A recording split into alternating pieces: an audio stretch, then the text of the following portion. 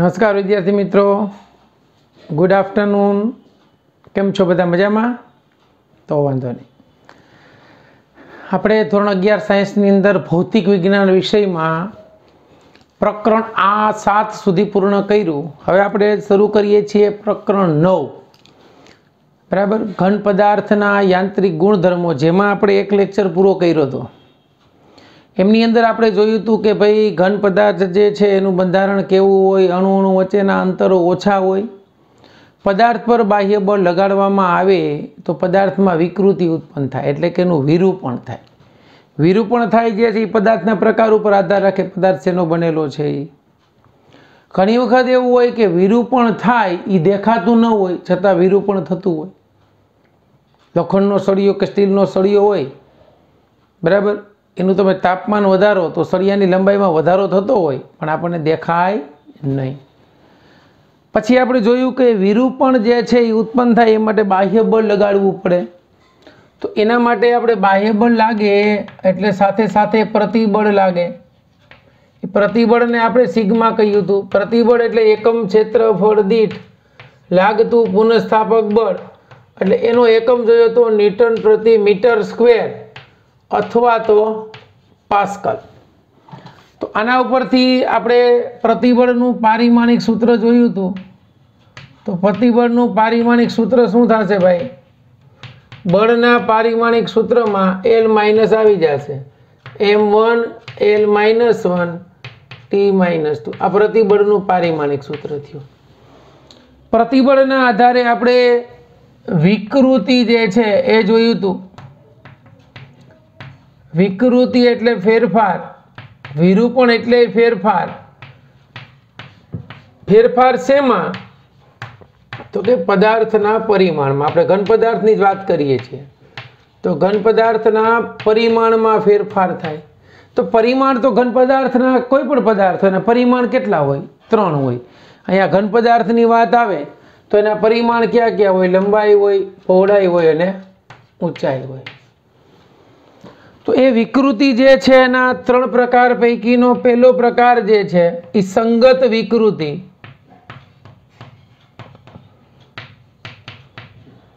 સંગત વિકૃતિના 2 પ્રકાર છે. એક જે છે એ તણાવ વિકૃતિ, તણાવ વિકૃતિ, અને બીજી દાબીય વિકૃતિ. તણાવ એટલે ખેંચવું, બરાબર, અને દાબીય એટલે દબાવવું. એ સંગત વિકૃતિના પ્રકાર છે, અથવા તો આને પ્રતાન વિકૃતિ પણ કહેવાય. શું કહેવાય? પ્રતાન વિકૃતિ. આ વિકૃતિની સંજ્ઞા એપ્સિલોન છે, યાદ રાખજો. એમાં આપણે પહેલા સમજીએ તણાવ વિકૃતિ એટલે શું. દાખલા તરીકે આ એક નળાકાર છે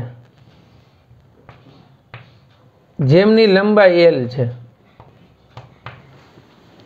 આ નળાકારના બંને છેડે બાહ્ય બળ આમ પરસ્પર વિરુદ્ધ દિશામાં F જેટલું બળ લગાડવામાં આવે એટલે અહીંયા આપેલા નળાકારની લંબાઈમાં વધારો થાય. એટલે હવે આ નળાકારની લંબાઈ L નહીં રહેતા આ લંબાઈ L પ્લસ ડેલ્ટા L થાય. અહીંયા બળ લગાડ્યું એટલે લંબાઈમાં વધારો થયો. એને કારણે જે વિકૃતિ ઉત્પન્ન થઈ આને કહેવાય તણાવ વિકૃતિ.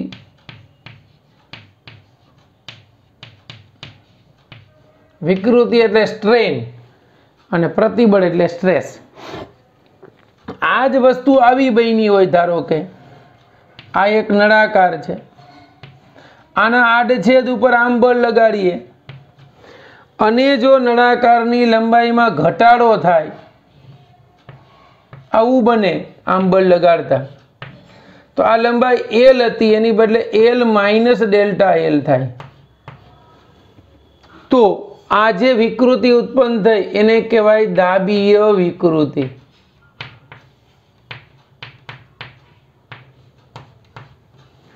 તણાવ અને દાબીય વિકૃતિ એટલે એ કઈ વિકૃતિ થઈ? તો કે એ આપણે સંગત વિકૃતિ થઈ, બરાબર. આ વિકૃતિના 2 પ્રકારો આપણે સમજી ગયા. तो विकृतिनी संज्ञा तो आपने खबर है सिग्मा है, सिग्मा नहीं आम तो एप्सिलॉन। अहींया तणाव बराबर एटले खेचवानी छे आपणे, खेची विकृतिने जे छे एने कारणे जे प्रतिबळ उत्पन्न थयुं आ विकृतिने लीधे, बराबर समझो, एने तणाव प्रतिबळ कहेवाय, तणाव प्रतिबळ। अने आ विकृति माटे जे प्रतिबळ उत्पन्न थयुं एने दाबीय प्रतिबळ कहेवाय।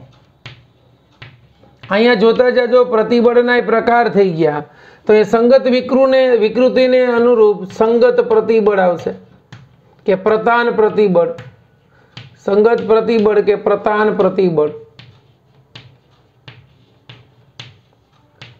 एना बे प्रकार थई गया, तणाव प्रतिबळ अने दाबीय प्रतिबळ। એટલે એક આમ અક્ષને સમાંતર અને એક અક્ષને લંબ પરિમાણોમાં ફેરફાર થાય। એટલે એકને જે છે એ આપણે કહ્યું છે ટેન્સાઇલ સ્ટ્રેસ અને બીજાને કહ્યું કમ્પ્રેસિવ સ્ટ્રેસ, બરાબર, કમ્પ્રેસિવ સ્ટ્રેસ। ઓકે, હવે આપણે જે વિકૃતિની વાત કરતા હતા એ વિકૃતિની વ્યાખ્યા સમજીએ કે ખરેખર વિકૃતિ એટલે શું। તો કોઈ પણ પદાર્થમાં થતો સૂક્ષ્મ ફેરફાર અને વિકૃતિ કહેવાય। વિકૃતિ એટલે મૂળ ફેરફાર ના છેદમાં મૂળ લંબાઈ। तो आज विकृति बाळको थई ई संगत विकृति थई, वधारो के घटाडो गमे ई लागे। पछी मानो के अहींया सिग्मा, अहींया आपणे एल लखवुं एटले संगत विकृति, सिग्मा एस अथवा तो सिग्मा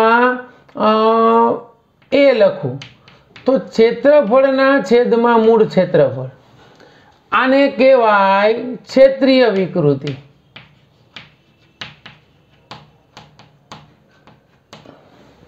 अथवा तो आने कहेवाय आकार विकृति। शू?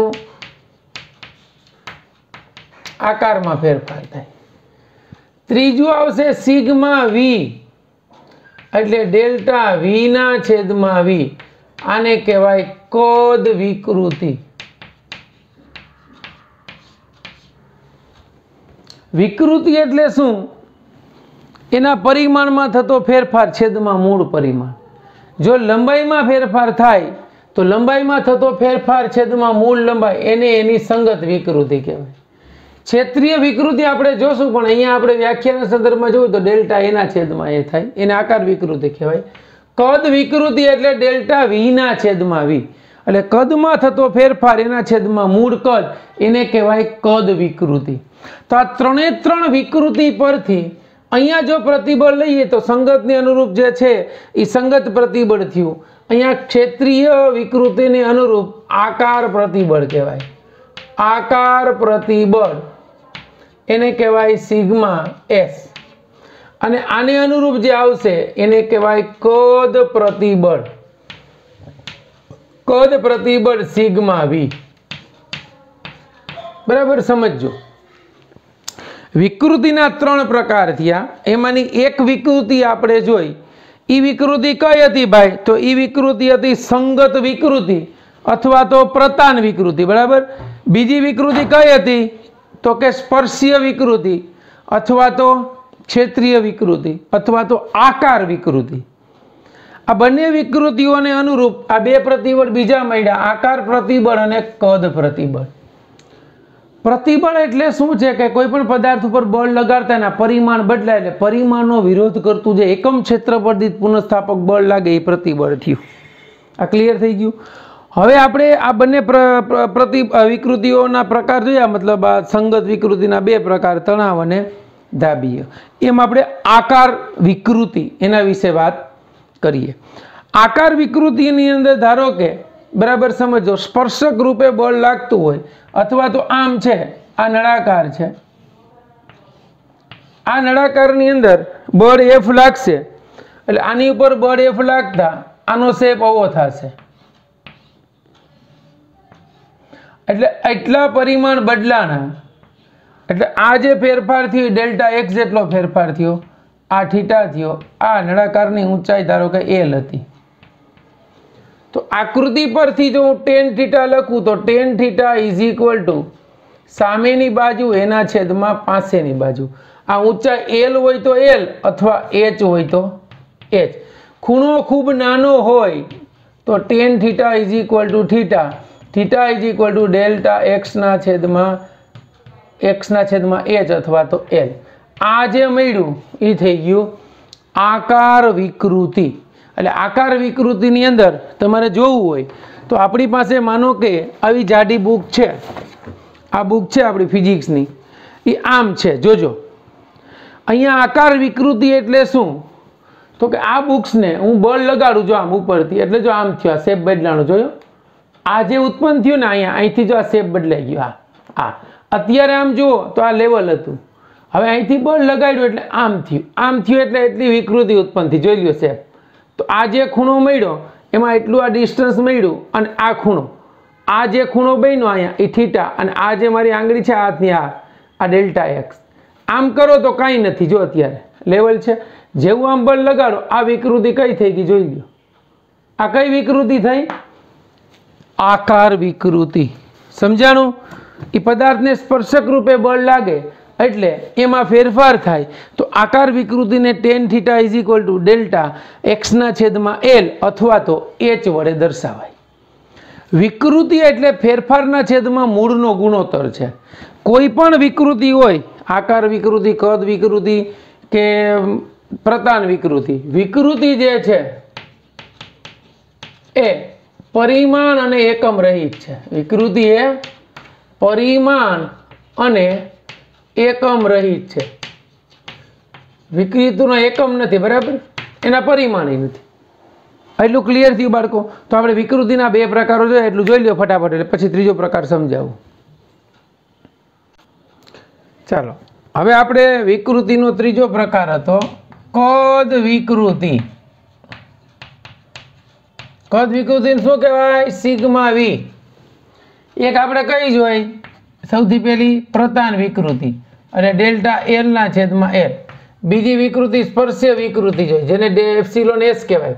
એના બરાબર આપણે આમ જોઈએ ને કે ડેલ્ટા એક્સ ના છેદમાં h is equal two tan theta is equal two theta ખૂબ નાનો હોય તો થીટા લખી શકીએ. આ કઈ વિકૃતિ થઈ? સ્પર્શીય અથવા આકાર વિકૃતિ.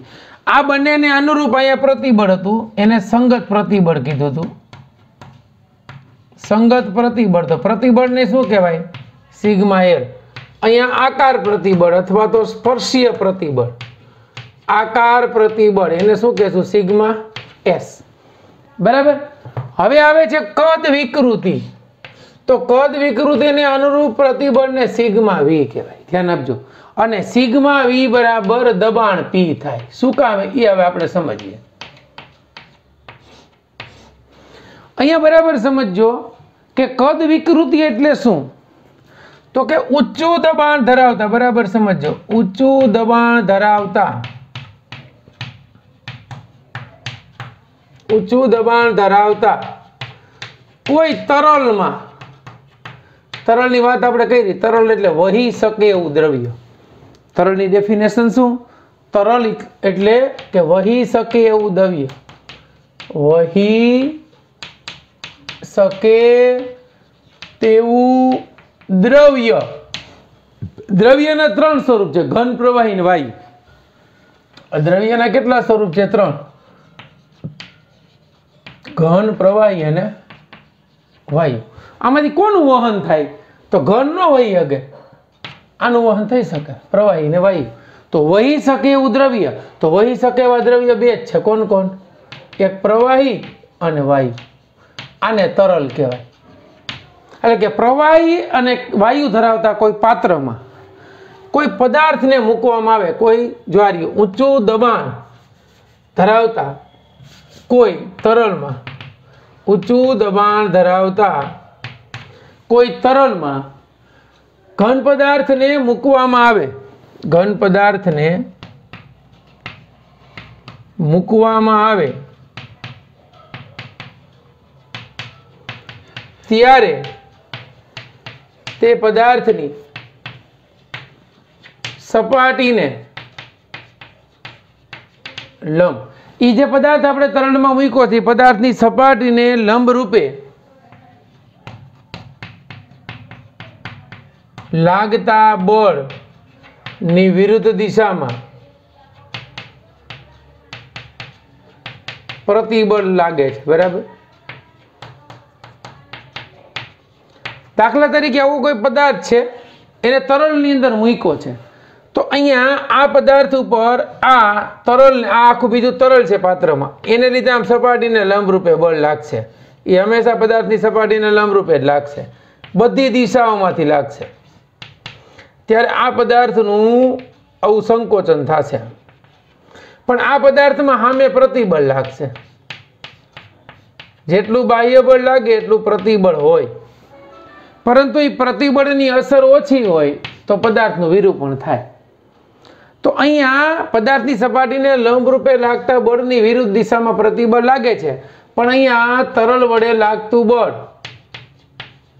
તરલ વડે લાગતું બળ સપાટી પરના પ્રત્યેક બિંદુ પાસે સમાન હશે, અથવા તો સપાટી પરના પ્રત્યેક બિંદુ ને બિંદુ એ સમાન હશે, એટલે સપાટીને લંબ હશે. બરાબર, દરેક બિંદુએ બળનું મૂલ્ય સમાન હશે. એટલે અહીંયા જે બળ લાગે છે એ બળને આપણે હાઇડ્રોલિક પ્રતિબળ કીધું. કેવું? હાઇડ્રોલિક પ્રતિબળ. અહીંયા પ્રવાહીના કારણે લાગે ને હાઇડ્રોલિક કહેવાય, હાઇડ્રોલિક પ્રતિબળ. એ હાઇડ્રોલિક પ્રતિબળનું મૂલ્ય કેટલું હોય તો કે હાઇડ્રોલિક પ્રતિબળ એટલે કદ પ્રતિબળ જે છે ને દબાણ જેટલું હોય. કેમ?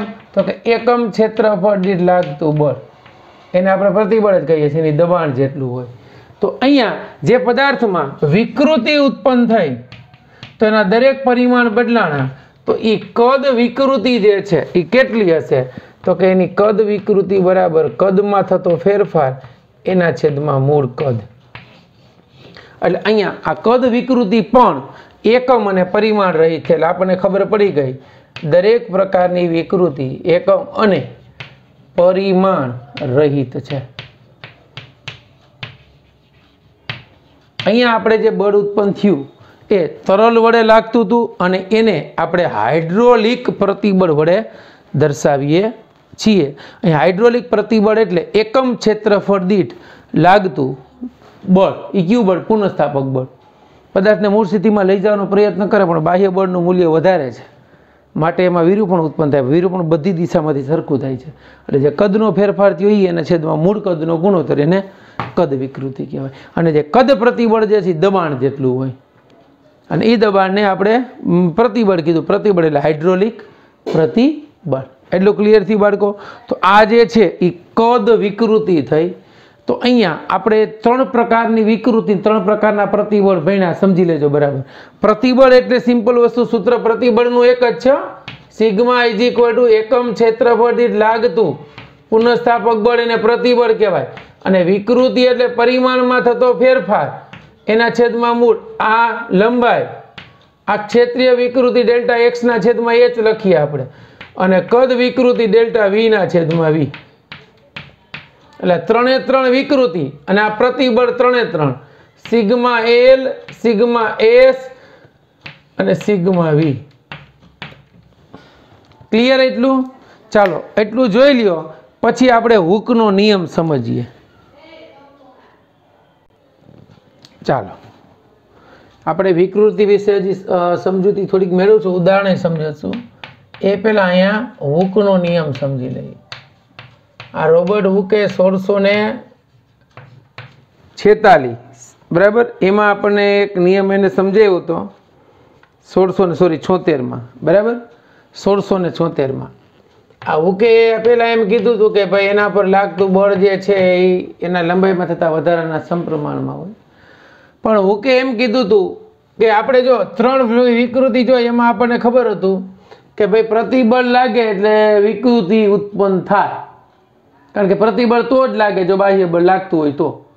તો અહીંયા એમ કીધું છે, હુકનો નિયમ શું કહે ખબર છે કે પદાર્થની અંદર જ્યારે ફેરફાર નાનો હોય એટલે શું તો કે નાના વિરૂપણ માટે, બરાબર સમજજો, નાના વિરૂપણ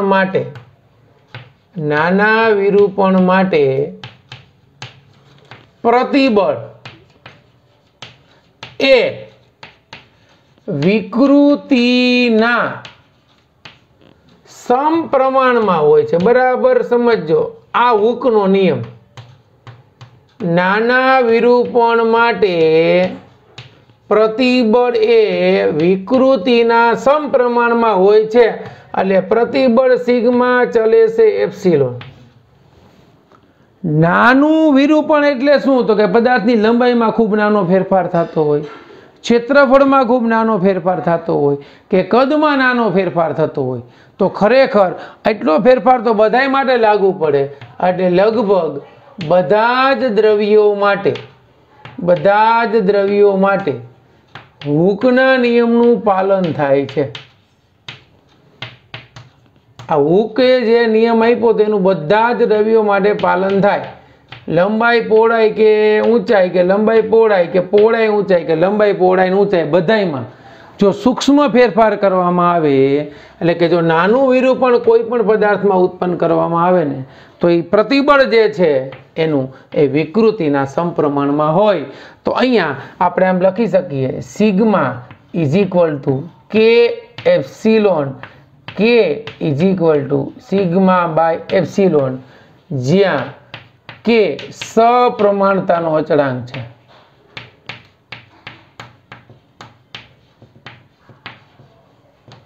બરાબર સમજો, સપ્રમાણતાનો અચળાંક છે. તો કે બરાબર સિગ્માના છેદમાં એપ્સિલોન. આ એપ્સિલોન જે છે એ તો વિકૃતિ છે, એનો એકમ નથી. તો કે નો એકમ બરાબર સિગ્માનો એકમ થાય. સિગ્માનો એકમ એટલે પ્રતિબળ થઈ ગયું ન્યૂટન મીટર સ્ક્વેર અથવા તો પાસ્કલ.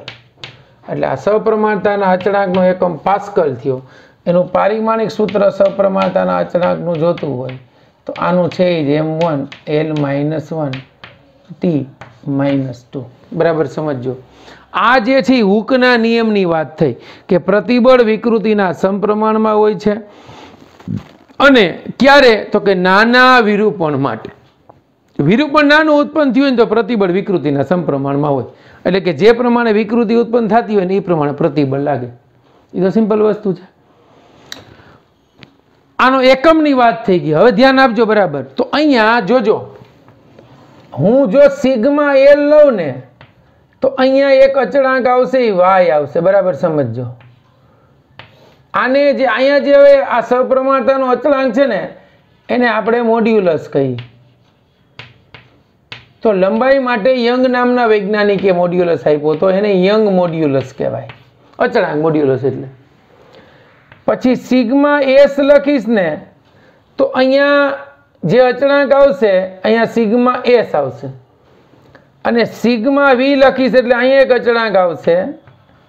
તો અહીંયા જે અચળાંક આવશે ને એ ખરેખર અહીંયા વાય આવ્યો ને અહીંયા 2y આવશે, અને અહીંયા 3y આવશે, અને અહીંયા સિગ્મા વી. બરાબર સમજો. હવે 2y ની જગ્યાએ આપણે અચળાંક કંઈક મૂકી દેશું, અને 3y ની જગ્યાએ કંઈક અચળાંક મૂકી દેશું. તો 2y ની જગ્યાએ જે મૂકશું ને એ g મૂકશું, એટલે આને યંગ મોડ્યુલસ કીધો. અહીંયા જે મૂકશું ને એ બી મૂકશું, એને બલ્ક મોડ્યુલસ કીધો. શું કીધો? Bulk modulus. બલ્ક મોડ્યુલસ એટલે શું? તો કે આને કહેવાય યંગ મોડ્યુલસ, આને કહેવાય કદ સ્થિતિસ્થાપક અંક. મોડ્યુલસ એટલે સ્થિતિસ્થાપક અંક થયો. તો એને આ જે છે પહેલાને બરાબર સમજો. આને શું કહેવાય? તો કે એને સંગત મોડ્યુલસ કેવો હોય તો કહી શકાય. તો સંગત સ્થિતિસ્થાપક અંક. આ જી છે એને શું કહેવાય? તો કે આકાર સ્થિતિસ્થાપક અંક.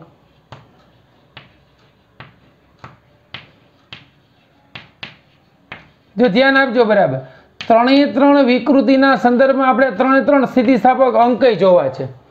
આ જે મળ્યો યંગ મોડ્યુલસ એને પ્રધાન સ્થિતિસ્થાપક અંક કેવો હોય તો કહી શકાય છે બધા સ્થિતિસ્થાપક અંક. જો સ્થિતિસ્થાપક અંક. તો આ જે છે એ શું મળ્યું? તો કે સિગ્મા એલ વાય સિગ્મા એલ. આ એક પરિમાણ માટે યંગ મોડ્યુલસ, બે પરિમાણ માટે શું છે? તો કે જી, એને આકાર સ્થિતિસ્થાપક અંક કહેવાય.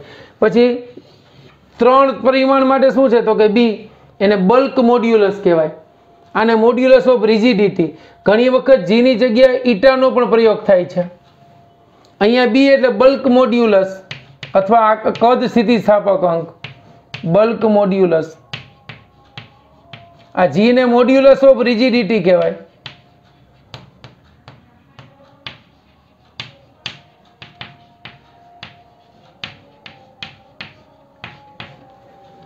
તો 3 વિકૃતિ માટે તમને 3 અચળાંકો મળ્યા.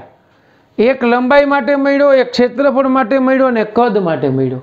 આના માટે યંગ મોડ્યુલસ, આના માટે જી અને આના માટે બી. પ્રતાપ સ્થિતિસ્થાપક અંક, આકાર સ્થિતિસ્થાપક અંક અને કદ સ્થિતિસ્થાપક અંક. આ 3 વિષયની ચર્ચા હજી આપણે આગળના લેક્ચરમાં કરીશું. ઓકે, અહીંયા આપણે હવે વિકૃતિના સંદર્ભમાં મારે જોવું હોય તો બરાબર સમજજો. મેં આમ લખ્યું sigma L is equal to delta L ના છેદમાં એલ. હવે માનો કે મારી પાસે એક આ સળિયો છે કે જેની લંબાઈ 100 સેન્ટીમીટર છે. અહીંયા આની ઉપર અહીંયા માનો કે જડેલી દિવાલ છે.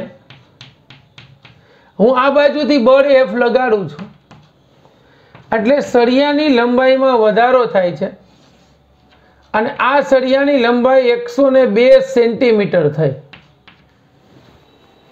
તો અહીંયા L is equal two 100 centimetre છે. આ જે છે એ L plus delta L is equal two 102 centimetre થયું.